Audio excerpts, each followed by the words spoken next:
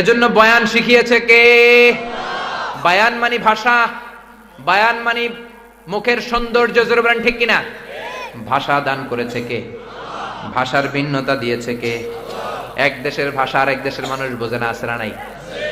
বাংলাদেশের ভাষা দেখেন, আমরা বলি আপনার ন বলতে পারি, ন। পাবনাতে ন বলে না, পাবনারে নয়ের কি বলে? ল।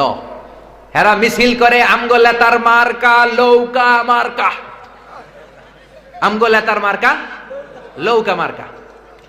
নরে এরা ন বলতে পারে না, ল বলে। মাঝে মাঝে আবার বলে লেতা হইবার চাও তাই নে, মানে তুমি নেতা হবার চাও, তাইনের মধ্যে আবার ন দিয়ে টান দেয়। যেরকম ঠিক কিনা? তো পাবনার যে সমস্যা, পাবনার সমস্যা হচ্ছে এরা ন বলতে পারে না, নয়ের কি বলে? ল। মিছিল দেয় আমগো লেতার মার্কা লৌকা মার্কা, তার মানে ন হয়ে গেল ল। আচ্ছা, এবার আসেন নোয়াখালীর দিকে, অথবা চলেন আপনারা যান কিশোরগঞ্জের দিকে। কিশোরগঞ্জের এরা যেটা করে, এরা খ বলতে পারে না। দেখেন এক এক জেলায় এক এক সমস্যা। এরা খয়ের কি বলে? একজন বলে হুজুর কবর দেখবাম, কবর টিভি সারেন কবর দেখবাম। আমি কই কার কবর? জিয়াউর রহমানের কবর না শেখ মুজিবুর রহমানের কবর? কয় আটটার কবর, আটটার কবর। আমি ভাবছি টিভি ছেড়ে দিলে হয়তো কারো মাজার দেখাবে, কবর দেখাবে, কোন নেতার কবর, জিয়াউর রহমানের কবর কিংবা বঙ্গবন্ধু শেখ মুজিবুর রহমানের কবর। আমি বললাম কার কবর দেখবা? কয় হুজুর রাত 8টার কবর দেখবো, 8টার। তাহলে সমস্যাটা যেটা দাঁড়ালো, কিশোরগঞ্জে ময়মনসিংহে কি বলতে পারে না? খ পারে না, ক খ পারে না, বলে কি? ক। কাই বাইন, কাই সুইন, কাই আলছেন, এরকম বলে। ঠিক কিনা? রেগে গেলে বলে মাইরা অ্যালবাম, কুইটটা অ্যালবাম, কথা কইলে অক্ষরে হতো অ্যালবাম। তাহলে পাবনার সমস্যা গেল, নরে বলে ল, কিশোরগঞ্জে খরে বলে ক। এরপরে আপনি যদি নরসিংদীর দিকে, আমার মাহফিল আছে না রায়পুরের দিকে, রায়পুরার লোকেরা রায়পুরা বলতে পারে না, ররে কি বলে? ল। লাইপুরা, লাইপুরা লাতা মুরগি দিয়া লাইতের বেলা খাইয়া লেল লাইন দিয়ে গেছি গা, সবগুলা রেল লাইন। রেল লাইন না বলে কি বলে? লেল লাইন। লাইপুরা লাইতের বেলা লাতা মুরগা মানে হচ্ছে রাতা মুরগ আছে না, লাতা মুরগা দিয়ে খাইয়া লেল লাইন দিয়ে গেছি গা। এরা খরে আবার হ বলে। আচ্ছা, এটা হচ্ছে সমস্যা। এরপরে নোয়াখালী এবং ফেনী, এরা প বলতে পারে না। পয়েরে কি বলে? শুধু পই না, নোয়াখালী ফেনীর লোকেরা প জানে না, ফ জানে না। প আর ফ হইলে এরা বলে হ। মিছিল দেয় হেনি কলেজের টিয়া লই, আরেক দল কয় সুদূর বুদুর চলতো ন।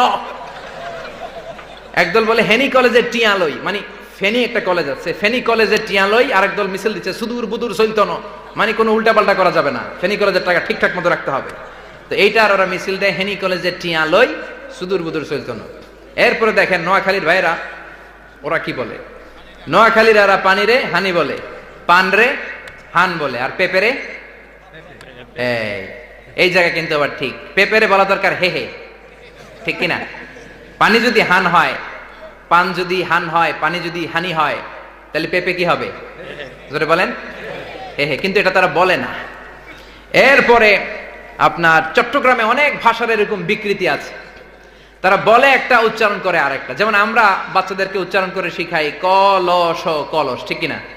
এরা উচ্চারণ করে ক ল স ঠিল্লা, মানে কলস রে এরা বলে ঠিল্লা। এরা কি বলে? তো দেখি এক প্রাইমারি স্কুলে শিখাইতেছে শিক্ষক, পড়ো ক ল স, সবাই কয় ক ল স, এরপরে উচ্চারণ করে ঠিল্লা, সবাই কয় ঠিল্লা। তো এইটা ভাষার ডাইভার্সিটি, জোরে কোন ঠিক কিনা? এরপরে পুরান ঢাকায় যদি যান, এরা কথায় কথায় গালি দেয়, আবে হালা, খায় হালা, হালা হালা বলে। এটা তাদের একটা অ্যাকসেন্ট। এরা নিজেরাও ডাকে হালা, বাপেরও ডাকে হালা, দাদারেও ডাকে হালা।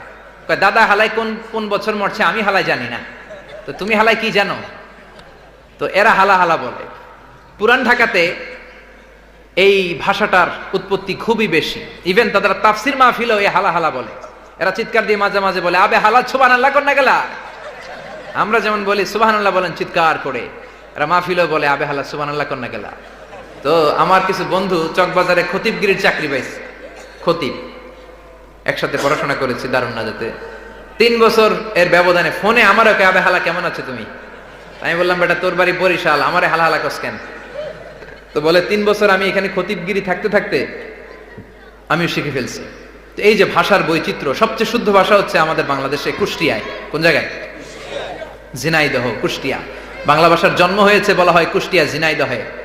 তারপর কৈশোর জীবন পার করেছে খুলনার দিকে, এরপরে বয়স হয়েছে এসে কুমিল্লার দিকে, এরপরে অসুস্থ হয়েছে সিলেটের দিকে, আর মৃত্যুবরণ করেছে চট্টগ্রামে, দাফন হয়েছে কক্সবাজারে। এটা বলে, কথাটার আসলেই মিল আছে, যেরকম ঠিক কিনা? এজন্য সূরা আর রহমান থেকে আমাদের জন্য শিক্ষা হলো যে রহমান আমাদের উপর দয়ালু, সব সময় ডাকতে হবে তারে, তার নামে জিকির করতে হবে। রাজি আছি না নাই? আল্লাহ আমাদের সবাইকে কথাগুলো বোঝার ও আমল করার তৌফিক দান করুক।